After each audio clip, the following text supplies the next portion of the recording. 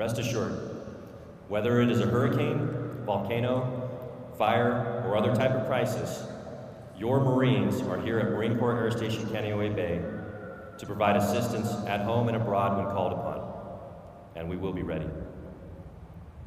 Your continued community support allows us to train and remain sharp and laser focused for any crisis or contingency.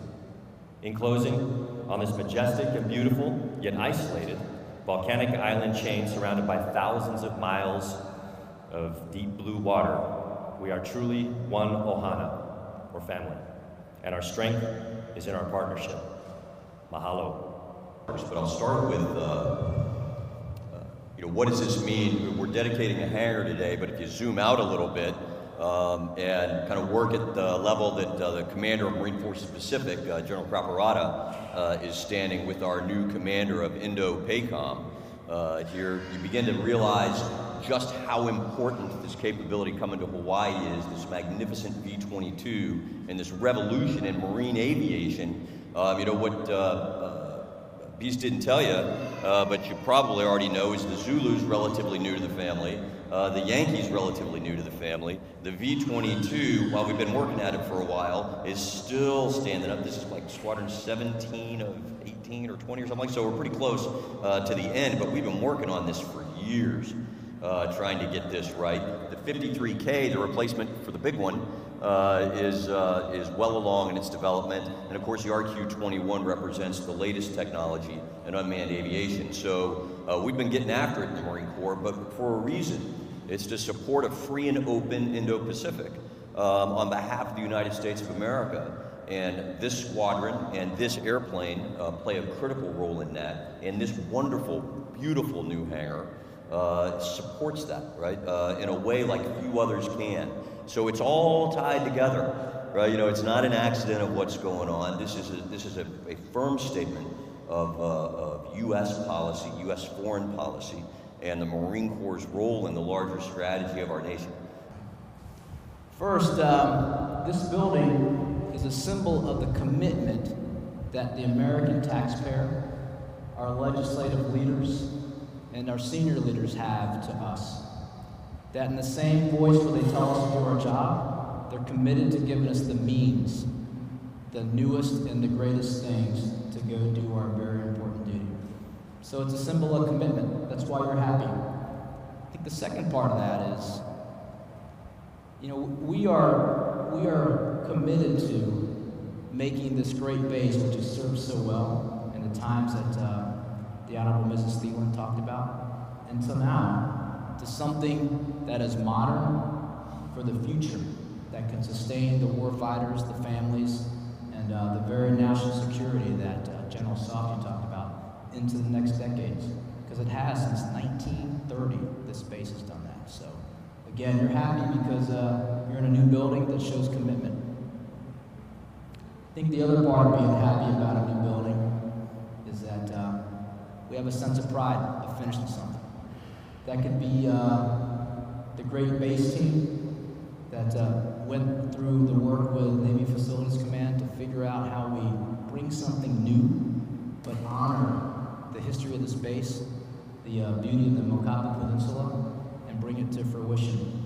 $80.5 million, right? Started out in 2014, took 2 years to build. So a tremendous amount of pride and a job well done. I would walk by the building while it was finishing in the last year. You want to see pride?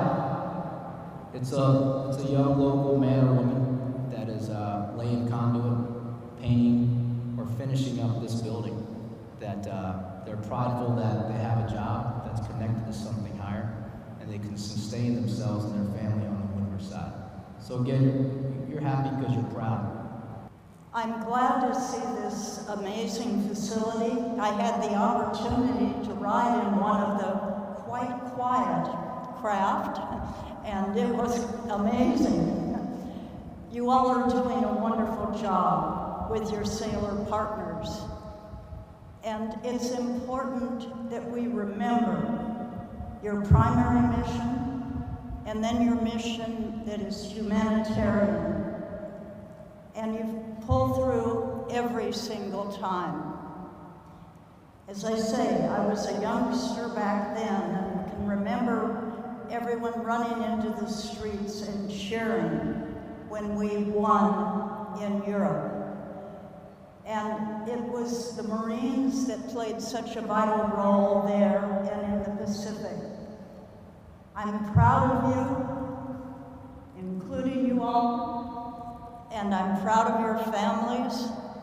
This facility where you can continue to do what you need to do for our country and for the world. I thank all of you tremendously, and I'll always be there for you. Mahalo.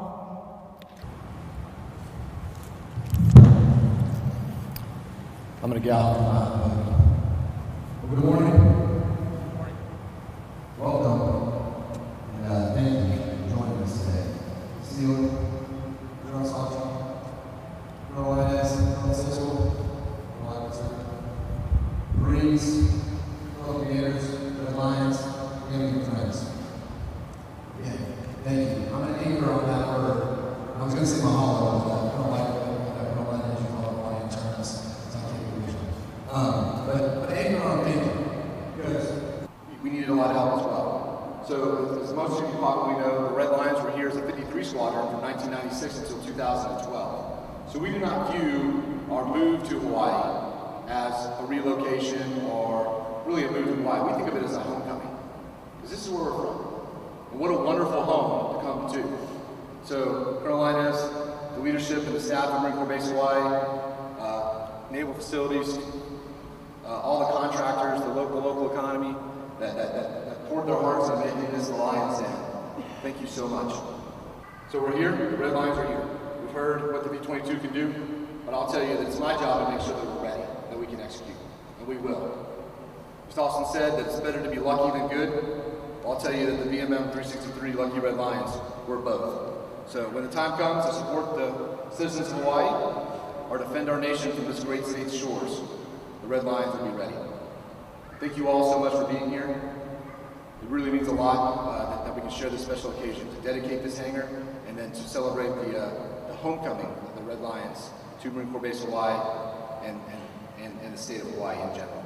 So, Semper Fidelis, thank you. Untying of this Maile, which symbolizes the building and the people that work within being brought into the circle of aloha.